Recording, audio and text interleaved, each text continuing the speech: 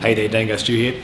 Today's video is on diagnosing this sort of misfire / lean sneeze we got with the Yamaha 20 and is proudly sponsored by marineengine.com.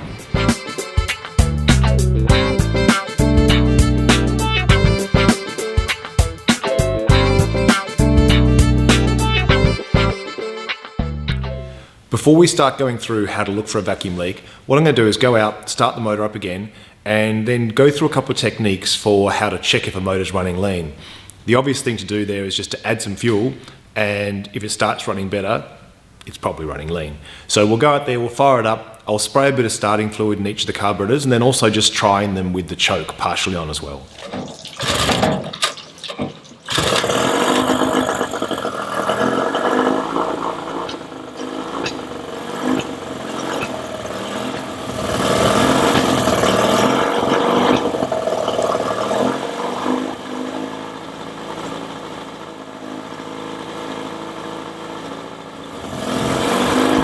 Spraying a little bit of starter fluid in the bottom cylinder, which seems to smooth it out.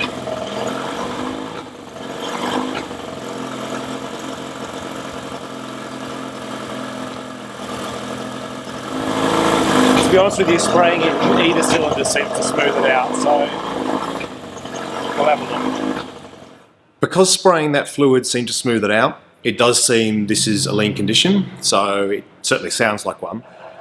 In order to really go on and test what's going on here now, I'm pretty sure it's not a carburetor problem because they're pretty clean. So I'm thinking now I'm going to start looking at crankcase seals, that kind of stuff. Even though this does seem very much like a lean condition causing this sort of sneeze, I'm going to go on and just swap out those ignition coils. I had a little rummage around my spare parts box and I've got a couple of old Yamaha ignition coils here. So I'm going to throw those on. We'll see if it sounds exactly the same. If it does, it may still be something upstream, either the CDI unit or the coils under the flywheel, but I find these coils tend to fail more regularly than the other parts of the system. So I'm going to put these on, we'll test it. If it's no better, we'll get the crankcase off and we'll start doing some pressure testing.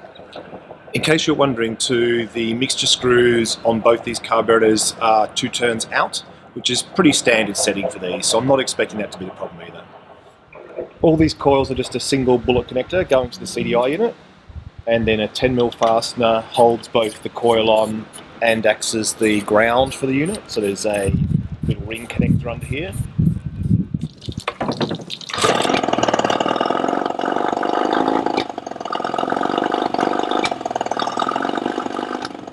So, as expected, pretty much unchanged again, but it took 4 minutes to swap them out and check and rule out something kind of pretty simple.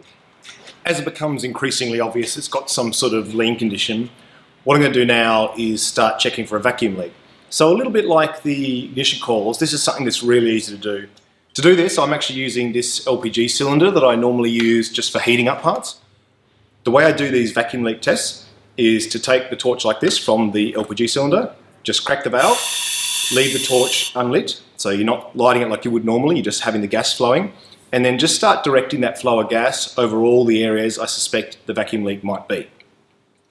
If there is a leak that's causing it to run lean, instead of just air getting sucked in, causing it to go lean, the LPG will get sucked in, which will actually probably make it even richer.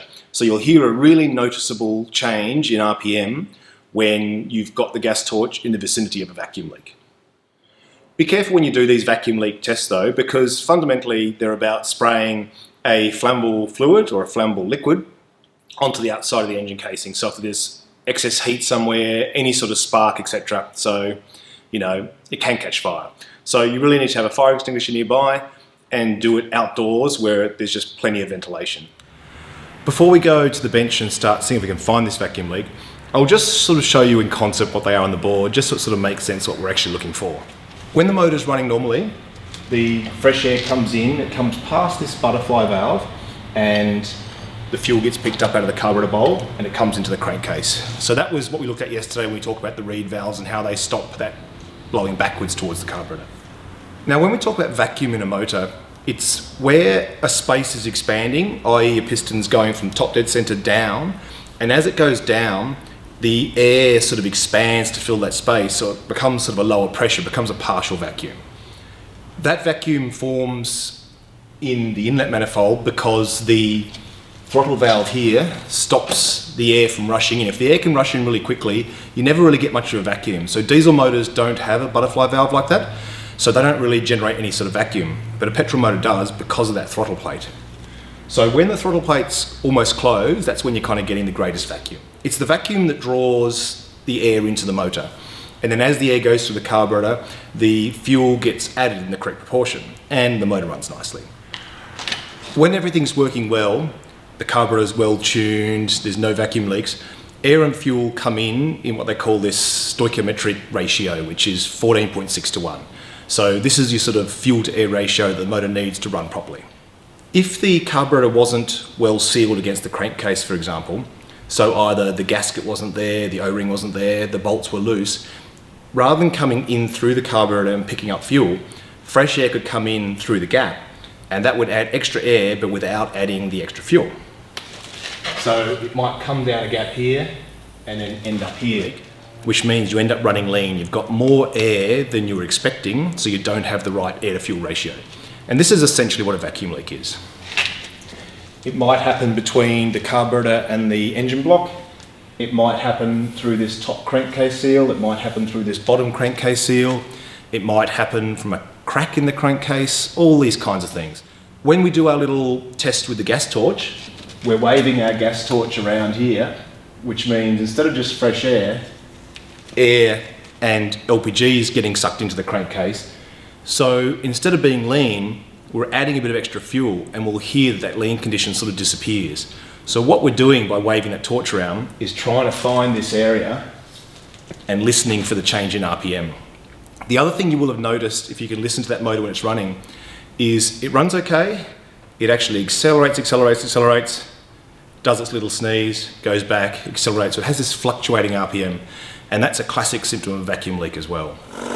We'll wave it around, see what happens.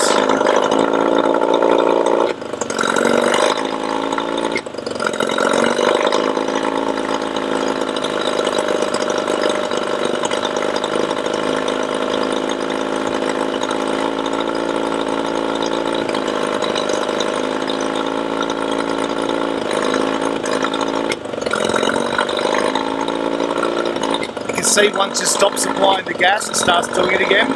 Now I'll go put some gas again near the base of the power head.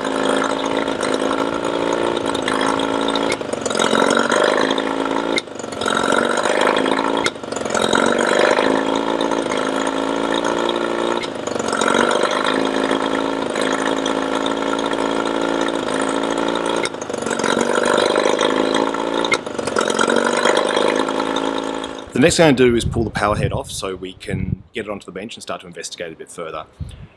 I won't go through the full detail because that's not really what this video is about, but needless to say, it's, you know, throttle linkages, gear linkages, fuel, the kill switch wires, all that kind of stuff disconnected, and then bolts down underneath the lower cowling here. This is the power head from that exact Yamaha. It's only just still warm.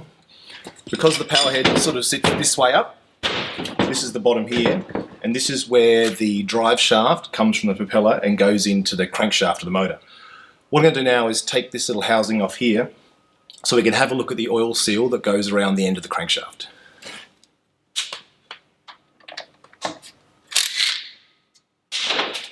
It was only two 10mm fasteners that hold this on, but it's a little bit stuck, so I like these screwdrivers. They've actually got a metal end and it's solid all the way through, so you can't break the handles if you're screaming at me for using it as a chisel.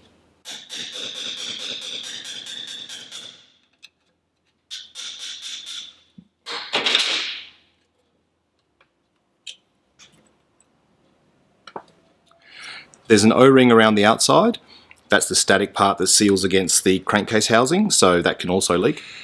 On the other side we've got a couple of oil seals. This one's deeper inside the motor and seals around the crankshaft, and then this one that's inside here is lower down and seals on the drive shaft. They don't look obviously bad, but what I will do in the end is we'll put this back together and see if we can do some sort of pressure test on them. Now I'm just going to spin it around and take the pull starter and the flywheel off so we can look at the seal at the top end of the crankshaft.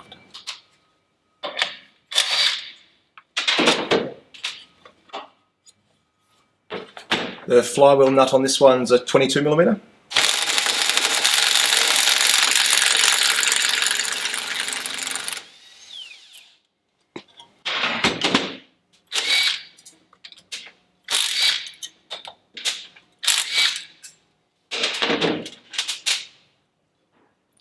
These puller sets I think are sold in auto stores as harmonic balancer pullers, but they're really good for outboard flywheels.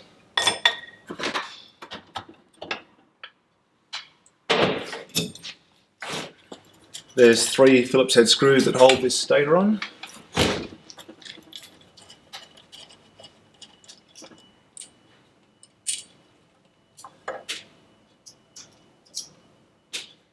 Then we've got 3 10mm fasteners underneath to hold this plate on.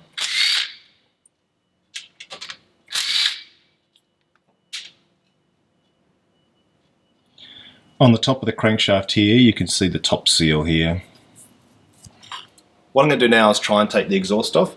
It's one of the worst areas for corrosion and bolts breaking, etc., but fingers crossed we'll get it off. Then I'm going to reinstall the lower seal and see if we can make a cover plate to block the exhaust off.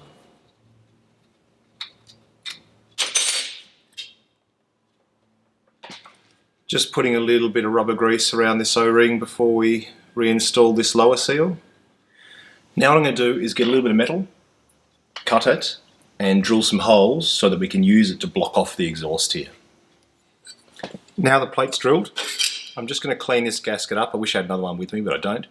Clean it up a little bit, spray a bit of Hylamar on it just to help it seal a bit better, and then we'll bolt the plate on.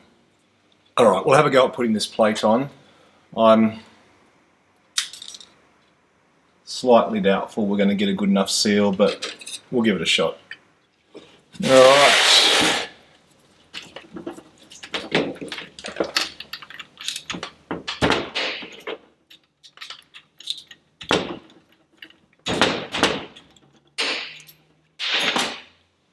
As you can see, there's a huge difference in the spark plugs. The top one's quite clean, very little combustion. The bottom one's quite sooty. So it looks like our problem's with cylinder number 1. Because of that, I'm going to start by putting some compressed air into cylinder number 1. It's looking like the likely problem, which means we're either looking at the top reed valves or the top oil seal on the crankshaft. To get compressed air into the cylinder, I'm going to use this little leak down tester kit.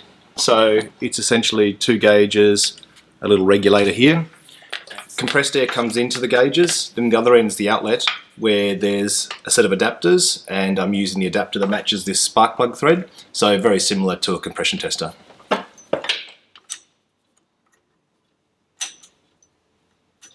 The plate on the exhaust was originally leaking like a sieve. It just came straight out.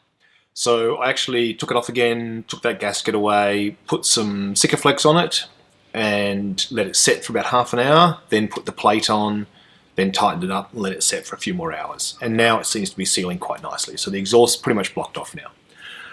I'll quickly show you this leak down tester. I think it's a bit of a cheap and nasty one. I'm having a little bit of trouble sort of getting it dialed in, but I'll show you the basic idea. With these testers, you have pressure coming in, and then this is a gauge that shows pressure after a really small aperture here. And essentially what it's saying is that if air leaks through this hose, it's a proportion of how big it is compared to a known little aperture here. So you're really just saying, is the leak better or worse than this particular little gap? And it gives you an idea of whether it's considered a moderate or bad leak. It's a very relative sort of instrument. Bit of glare there, sorry. So the idea is, you've got this regulator here, you pop it down, and then you wind it until this needle sits pretty much in this set zone, this yellow zone, or on 0. The reason I say this one's a bit cheap and nasty is because it doesn't stay very well. You use it, unplug it, and it's nowhere near goes back to 0, so I'm not super confident in it. But what it will do is allow us to supply compressed air into the crankcase and see if we can find any leaks. As soon as I hook that up, the input pressure dropped pretty much to 0. So what I'm going to do now is just dial that regulator up a little bit until we've got about 5 psi of input pressure. Then you can start to hear it's flowing out.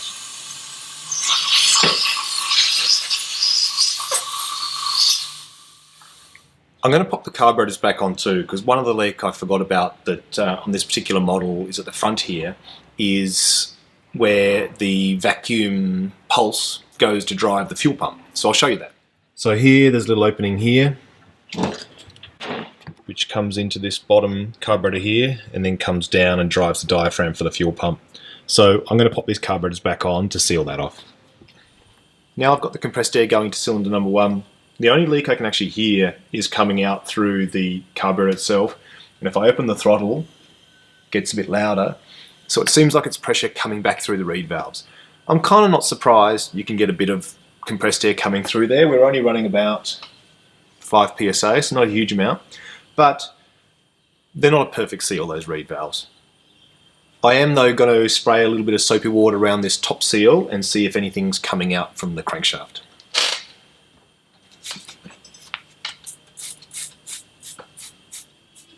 As you can see there,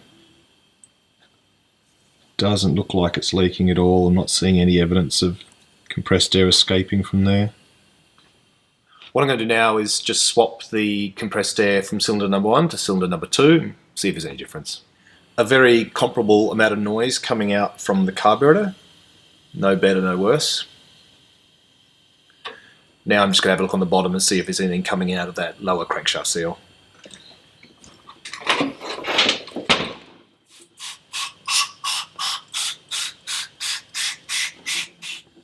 Once again, no sign of any leaks around there at all. Just to give you an idea of the sort of thing I'm looking for with the soapy water, this, even with the Sikaflex, this isn't sealing particularly well at this edge because there's actually a tiny chip out of the aluminium here. But if we spray it, this is the sort of thing you see really clearly, bubbles being blown. So other than that exhaust port, which I've got covered up, I'm not seeing that bubble effect appearing anywhere else on this crankcase, which is kind of weird given we had what seemed like a pretty obvious vacuum leak when I waved the LPG torch around. I'm going to change the compressed air back to cylinder 1 and just have another spray around.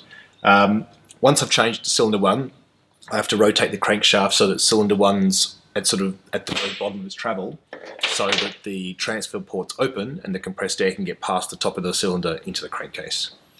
I've just put this clamp on to pull that exhaust port cover on a little bit tighter so it's not so noisy. Still squeaking, but anyway.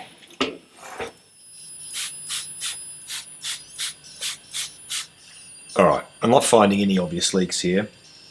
I'm now going to swap that second set of reed valves I had onto this motor so I can compare the amount of noise I can hear coming out of the carburetors and see if it's significantly better or worse or the same. Sounds pretty similar, to be honest. I think that's about what you'd expect for their ability to seal just such a constant pressure. The other seal, the reason a two-stroke is between the two halves of the crankcase because they do have to pressurize independently. Somebody commented that because one was really black, one was quite clean, that's actually a good sign that seal's working because they'd be much more even if it wasn't. This is a crankshaft from an outboard, I can't remember. But what we got here is this, which is called the labyrinth seal, and it's called that because it just forms a bit of a convoluted route that it's actually quite difficult for the gases to escape through quickly. Also, if you understand, the effectiveness of that seal is greater when the engine's spinning because it sort of creates this laminar flow, sort of turbulent air that makes it even harder for the gases to get past. They're pretty solid things though, they're pieces of metal. So if this has failed, normally you would have bits of metal all through the outboard, which we don't. So I'm not really suspecting that to have failed in any significant way. This top seal, we had the top of the crankshaft. That's what it looks like. So it goes, it's actually got a bearing inside. Then the oil seal on the top here. Just to give you a bit more of an idea what this is like disassembled. And then here on the base here is where the oil seals run on that surface as well. If you're looking behind the reed valves here, the crankcase for cylinder number 1 is really dry and actually sort of partially rusty, whereas cylinder number 2 is quite clean and sort of moist with oil and fuel. So it seems that this top cylinder really just isn't getting any fuel at all. So even though we did the clean on the carburetors for both cylinders and the float's moving, the needle and seat's free, compressed air can go through it, all that kind of thing, there just seems to be a problem with getting fuel into cylinder number 1. Because this crankcase is that dry, I really do think we can consider this a fuel delivery problem, not a vacuum leak. But I hope this video gives you an idea of what a vacuum leak is and how to go about starting to find one if it is a problem you have with your outboard. The waving the LPG torch around, I think because it's all such a confined space, I think very quickly it was just making its way into the carburetor. So although it gave the effect you might have if you were to wave it over a vacuum leak, I think the leak it was sort of going in through really was just through the front of the carburetors, in through the front door sort of thing. So I think that gave us a slightly misleading result. I've put this motor back together now. Nothing's changed, it runs pretty much the same. But I know you guys love a bit of a Scooby mystery, so I'll share with you one last clue to sort of ponder over the coming week. What I'm going to do is fire it up, listen to it, then I'll just disconnect one spark plug at a time, and you can have a listen what happens.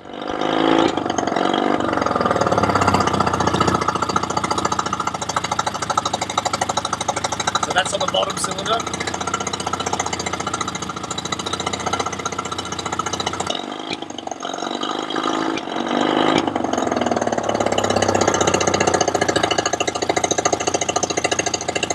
That's now just running on the top cylinder.